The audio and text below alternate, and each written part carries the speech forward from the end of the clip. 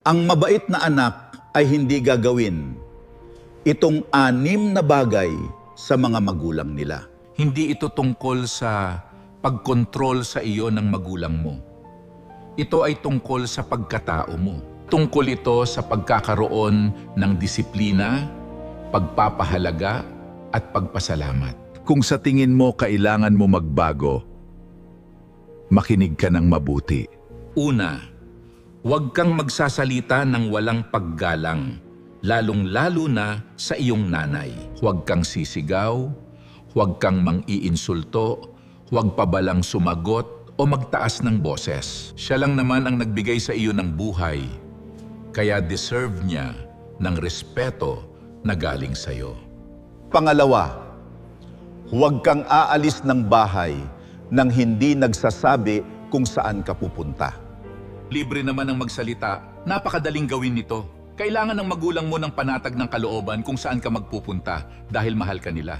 Pangatlo, huwag mong iiwan sa kanila ang mga trabahong bahay na dapat ikaw ang gagawa.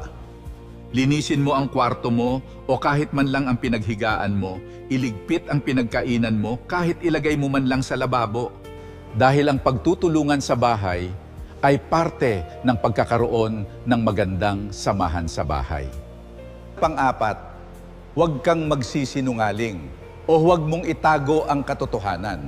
Ang magulang mo dapat ang maituturing mong pinakapwede mong pagkatiwalaang tao sa lahat.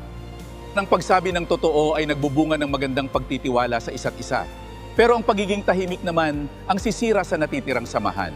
Ang pagsunod sa payo nila, ito ang paggabay nila sa iyo. At ang pakikinig at pagsunod sa kanila ay senyales ng maturity ng pag-iisip mo. Ito ang huli at ito ang pinaka-importante sa lahat.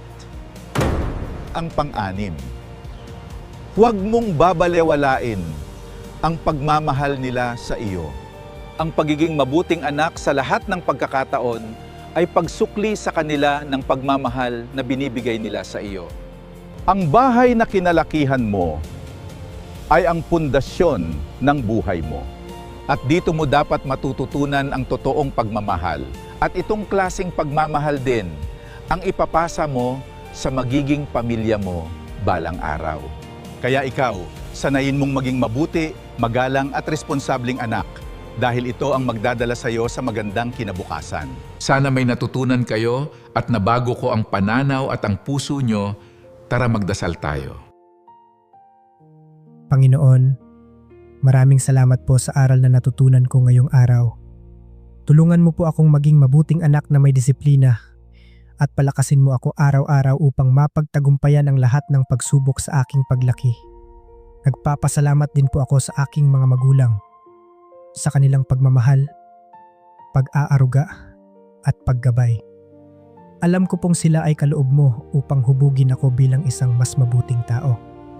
Naway lagi kong maipakita ang aking pag-ibig at pagsunod sa iyo sa aking mga gawa at salita. Amen.